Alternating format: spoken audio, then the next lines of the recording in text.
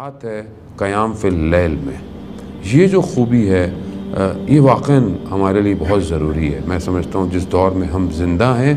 اس دور میں مشکلات اتنی زیادہ ہیں، فتنے اتنے زیادہ ہیں، اور شیطان کی حربے اتنے سٹرونگ ہیں کہ اگر یہ رات کو کھڑے ہونا، یعنی قیام فی اللیل یعنی رات کو کھڑے ہونا، کھڑا ہونا یعنی کس کے آگے کھڑا ہونا؟ خداوند متعال کے آگے کھڑے ہونا۔ اب یہ جو رات کا یعنی تہجد نماز یا نماز شب پڑھنا، یہ اتنی امپورٹنٹ ہے کہ یہ آپ کے سارے معاملات کو حل کر دیتی ہے۔ یہ خصوصیت ہے عزیزان محترم، اسے آپ ہی نہ سمجھیں صرف علماء نے نماز تہجد پڑھنی ہے یا بوڑھے ہو جائیں گے تو تہجد کی نماز پڑھیں گے، مجبوری ہے بھائی اب تو کچھ ہے نہیں۔ آیت اللہ عظمہ بہجت فرماتے ہیں کہ جو بھی کمال پہ پہنچا ہے وہ سحر کی بیداری کی وجہ سے پہنچا ہے،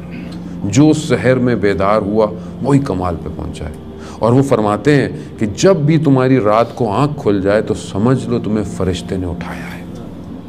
فرشتے نے اٹھایا۔ اور ہم دیکھتے ہیں ابھی تو بڑا ٹائم ہے فجر میں، سو جاؤ،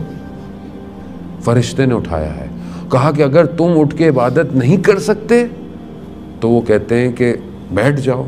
اور خدا کو سلام کرو خدا کی بارگاہ میں اور دوبارہ سو جاؤ، ضائع نہ کرو اس کیفیت کو۔ اور یہ جو اہل بیت کی محبت کرنے والے ہیں ان کے لیے وہ شوق سے اٹھتے ہیں، یعنی جب وہ اٹھتے ہیں عبادت میں کھڑے ہوتے ہیں تو ایسا نہیں ہے بس زبردستی اٹھ رہے ہیں یا منہ بنایا ہوا ہے، نہیں، یعنی نشاط ہے، یعنی اپنے اندر اتنی پازیٹیو انرجی ہے اور خوشحالی ہے جیسے کوئی بہت زبردست سی کوئی چیز ملنے والی ہے، یا جیسے کوئی بہت زبردست جگہ پہ آپ کی پسندیدہ جگہ پہ آپ کو کوئی دعوت دے دے کھانے کی تو آپ کیسے خوشی سے جائیں گے۔ تو یہ جو نشاط ہے، یہ جو کیفیت ہے، یہ اہل بیت سے محبت کرنے والوں کی تہجد کے وقت یہ کیفیت ہوتی ہے۔ آیت اللہ سید قاضی طباطبائی رضوان اللہ تعالیٰ علیہ کے جو آیت اللہ بہجت کے استاد تھے، وہ خود فرماتے ہیں کہ وہ رات کو ان کا بیٹا ان کی بایوگرافی میں لکھتا ہے کہ تہجد کے وقت جب رات کا وقت ہوتا تھا تو 1 گھنٹہ پہلے گھر سے نکل جاتے تھے، اور کہا میں ایک دن ان کے پیچھے گیا کہ یہ جاتے کہاں ہیں، تو دیکھا نجف سے باہر نخلستان میں جا کر عبادت کرتے تھے۔ اور ایک دن میں ان کے پیچھے گیا تو مطلب وہ ان کو پتہ چل گیا کہ میں پیچھے آ رہا ہوں، ظاہر ہے آیت اللہ قاضی جو یہ دعویٰ کرتے ہوں کہ میں وہ سوال جانتا ہوں جو جب امام ظہور کریں گے تو کیے جائیں گے، تو یہ کیسے نہیں پتہ چلتا کہ کوئی میرے پیچھے آ رہا ہے۔ تو وہ انہوں نے بیٹے کو بھی کہا کہ بیٹے کو عبادت کرو۔ وہ خود فرماتے ہیں کہ جب میں تہجد میں کھڑا ہوتا تھا یعنی عبادت میں،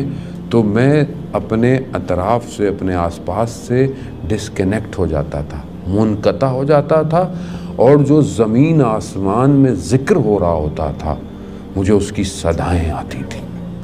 جو قرآن کہہ رہا ہے یسبح للہ ما فی السماوات و ما فی الارض، یعنی دنیا اور زمین کیا کر رہی ہے؟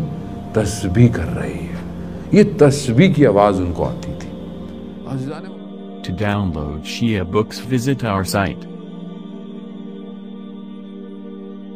www.downloadshiabooks.com